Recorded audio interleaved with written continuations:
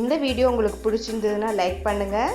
இதுவரைக்கும் அன்னை சமையல் சேனலை சப்ஸ்கிரைப் பண்ணலன்னா ரெட் கலர் சப்ஸ்கிரைப் பட்டனை கிளிக் பண்ணுங்கள். தேங்க்யூ. அன்பு நண்பர்களே, அனைவருக்கும் அன்னை சமையலின் அன்பான வணக்கங்கள். இன்னைக்கு அன்னை சமையலில் நம்ம பார்க்க போகிற ரெசிபி முட்டை குழம்பு. வாங்க எப்படி செய்யறதுன்னு பார்க்கலாம்.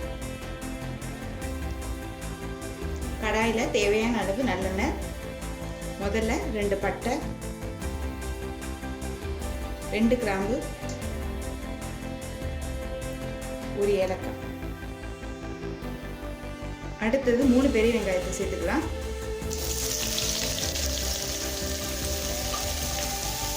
குழம்பு உங்களுக்கு திக்காக வரணும்னா நிறைய வெங்காயத்தை போட்டுக்கோங்க.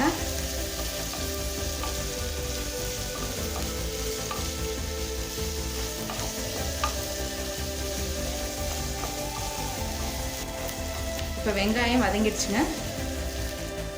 அடுத்தது 2 டீஸ்பூன் இஞ்சி பூண்டு விழுது,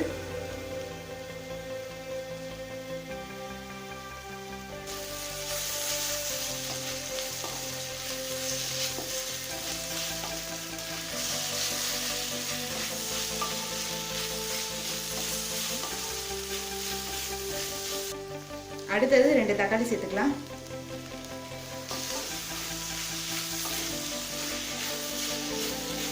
வெங்காயம் தக்காளியில் நம்ம மிக்சியில் அரைக்க தான் போகிறோம், அதனால் நீங்கள் ஓரளவு மீடியம் பீசஸாகவே போட்டுக்கலாம். இப்போ தக்காளியும் நல்லா வதங்கிடுச்சுங்க. இது எல்லாத்தையும் ஆறின பிறகு மிக்சியில் நைஸாக அரைச்சிக்கலாம். கடாயில் தேவையான அளவு எண்ணெய் சேர்த்துக்கலாம். 1 டீஸ்பூன் சோம்பு, அடுத்தது கொஞ்சம் கருவேப்பிலை. இப்போ அடுத்தது அரைச்சி வச்சிருக்க வெங்காயம் தக்காளி விழுது இதில் சேர்த்துக்கலாம். இது கூடவே தேவையான அளவு உப்பும் சேர்த்துக்கலாம். ஏற்கனவே வதக்கிட்டதால நம்ம ரொம்ப வதக்க தேவையில்லைங்க.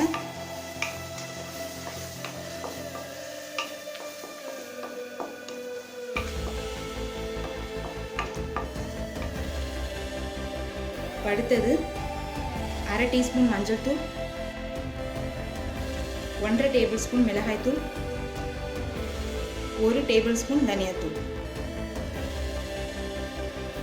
1/2 டீஸ்பூன் கரம் மசாலா. இப்போ இது எல்லாத்தையும் சேர்த்து நல்லா கிளறிக்கலாம். 1 நிமிஷம் வரைக்கும் வதக்கிக்கலாங்க.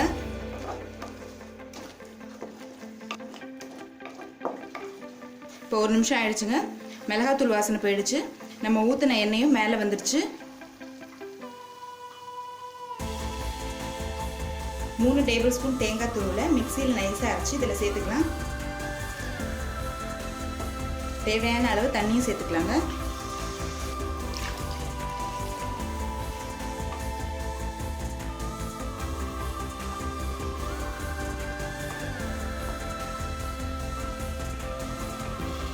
தேங்காய் சேர்த்து ஒரு 5 நிமிஷம் ஸ்லோவில் இருக்கட்டும்.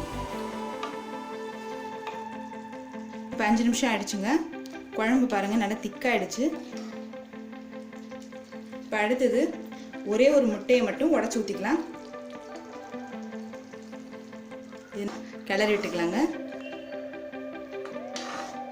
இது லேசாக கிளறி விட்டுக்கலாங்க.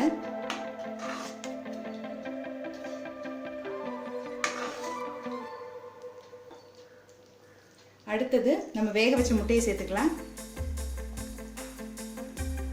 முட்டையை அங்கங்கே இது மாதிரி கீறி போட்டுக்கோங்க.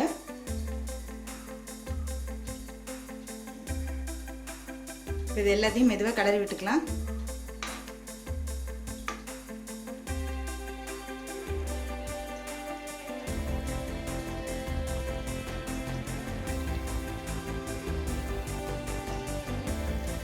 இப்போ மூடி போட்டு ஒரு 5 நிமிஷம் ஸ்லோவில் வச்சிடலாங்க.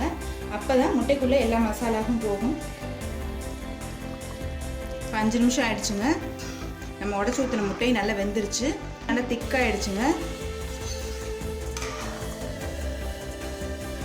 நம்ம என்னதான் வேக வச்சு முட்டை போட்டாலும் ஒரு முட்டையை உடச்சி ஊற்றினீங்கன்னா டேஸ்ட் ரொம்ப நல்லா இருக்கும். இப்போ கொத்தமல்லி தூவிடலாம். இப்போ முட்டை குழம்பு ரெடி ஆயிடுச்சுங்க. நம்ம சர்வ் பண்ணிடலாம். இப்போ சுவையான முட்டை குழம்பு ரெடி ஆயிடுச்சுங்க. ரெசிபியை ட்ரை பண்ணி பாருங்கள், கண்டிப்பாக உங்களுக்கே பிடிக்கும். ரெசிபி பிடிச்சிருந்ததுன்னா வீடியோவை லைக் பண்ணுங்கள், கமெண்ட் பண்ணுங்கள், ஷேர் பண்ணுங்கள். இது வரைக்கும் அன்னை சமையல் சேனலை சப்ஸ்கிரைப் பண்ணலைன்னா சப்ஸ்கிரைப் பண்ணுங்கள். தேங்க்யூ.